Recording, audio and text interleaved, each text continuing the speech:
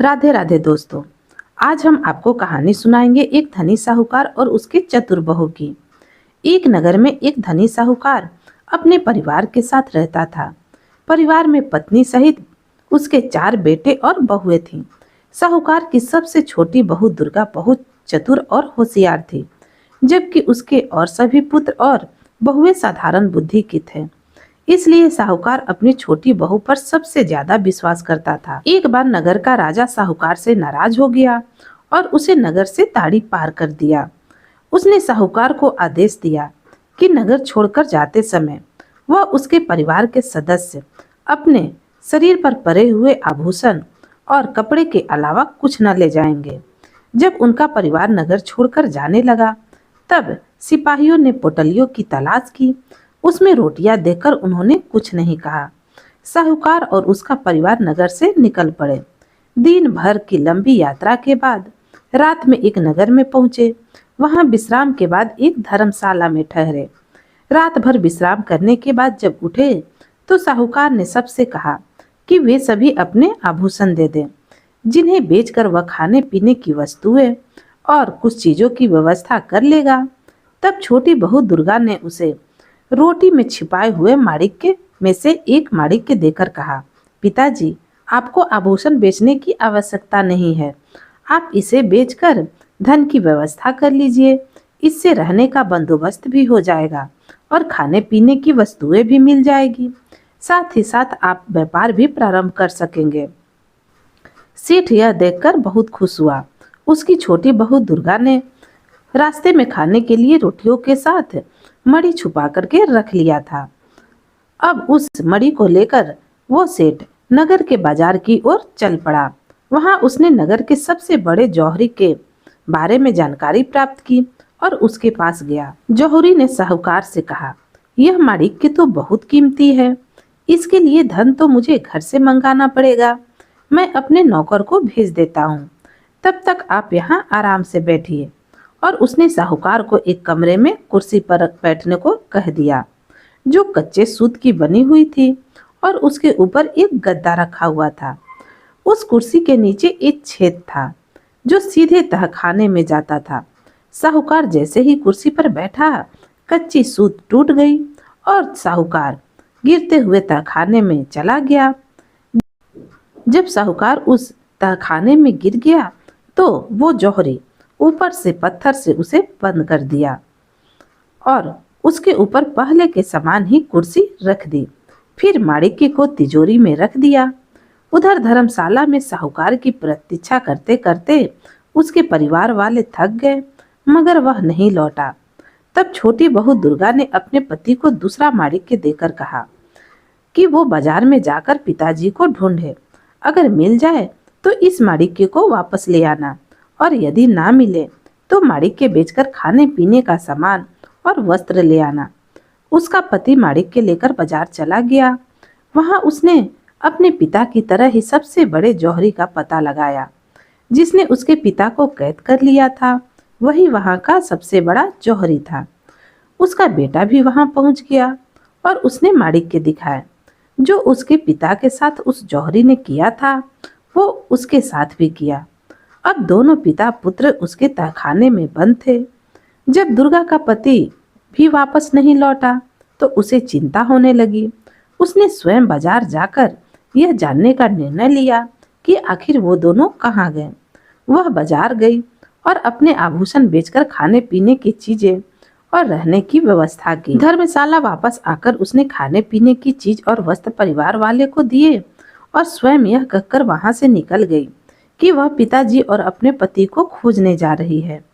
वहां से निकलकर उसने अपने लिए सिपाही की पोशाक खरीदी और सिपाही का भेष बनाकर राजा के दरबार में पहुंच गई।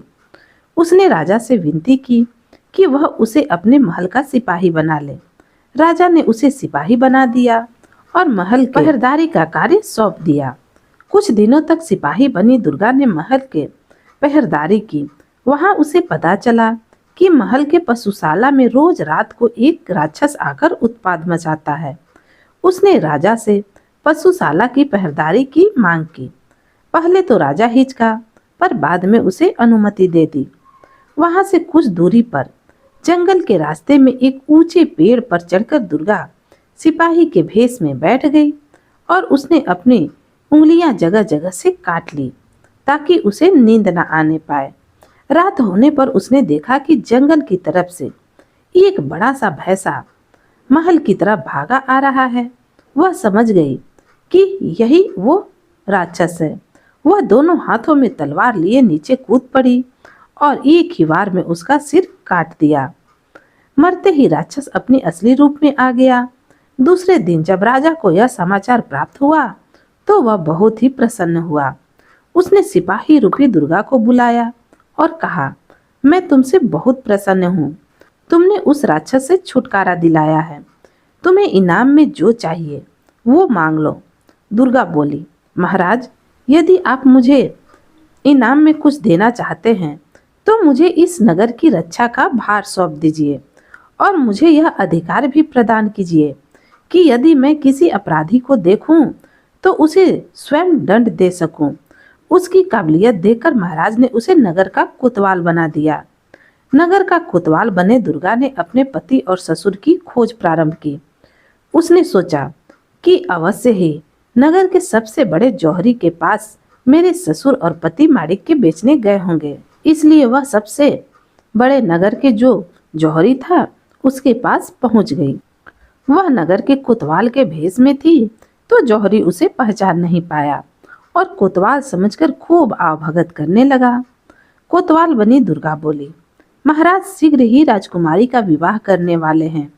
उसके आभूषण के लिए हमें सुंदर और बहुमूल्य माणिक्य चाहिए। तुम्हारे पास हो तो दिखाओ। जौहरी ने कई माणिक्य दिखाए किंतु उनमें वह माणिक्य नहीं था जो दुर्गा ने अपने पति और ससुर को दिया था। इसलिए वह उन माणिक्य को नकारते हुए बोली, कोई ऐसा माणिक्य दिखाओ जो राजकुमारी के अनुरूप हो। यह सब माणिक्य तो साधारण जान पड़ते हैं। तब जौहरी ने तिजोरी से वही माणिक्य निकाल कर ले आया जो उसने साहूकार और उसके पुत्र से छीना था। दुर्गा माणिक्य देखते ही पहचान गई। उसने अपने सिपाहियों को आदेश दिया कि पकड़ लो इस जौहरी को। यह जौहरी नहीं, चोर है। जौहरी को कुछ समझ नहीं आया। तब दुर्गा बोली, यह माणिक्य तुम्हारा नहीं है। यह तुमने एक साहूकार और उसके पुत्र से छीना है। बताओ तुमने उन्हें कहाँ रखा है। वह यहाँ वहाँ भागने लगा मगर सिपाहियों ने उसे पकड़ लिया। फिर दुर्गा ने पूरी दुकान की तलाशी ली। जब उसे कुर्सी के नीचे एक पत्थर दिखाई दिया तो वो उसे हटाई और उसमें से एक तहखाना दिखाई दिया जिसमें उसके ससुर और पति बंद थे। अब दुर्गा ने जौहरी को राजा के सामने प्रस्तुत किया और उसने राजा को सारी बात बताई। राजा ने जौहरी को कैद में डलवा दिया। कोतवाल की बुद्धिमत्ता को देख राजा बहुत प्रसन्न हुए और उसका विवाह राजकुमारी से करना चाहे तो उसने यह प्रस्ताव कोतवाल बनी दुर्गा के सामने रखा। दुर्गा ने राजा को सारा किस्सा बताते हुए सिपाही का वेश हटाकर अपने वास्तविक रूप में आ गई और हाथ जोड़कर बोली, महाराज, मैं आपका प्रस्ताव स्वीकार नहीं कर सकती। मैंने तो यह रूप अपने पति और ससुर का पता लगाने के लिए बनाया था। मुझे क्षमा करें। राजा दुर्गा की बुद्धिमत्ता और बहादुरी देखकर चकित रह गया। उसने भी दुर्गा को क्षमा कर दिया और उसके परिवार को अपने नगर में बसने की अनुमति दे दी और उसकी हर संभव सहायता की। तो दोस्तों, कैसी लगी आपको हमारी यह कहानी? अगर पसंद आई हो तो एक लाइक जरूर कीजिएगा और कमेंट में हमें जरूर बताइएगा कि यह कहानी आपको कैसी लगी।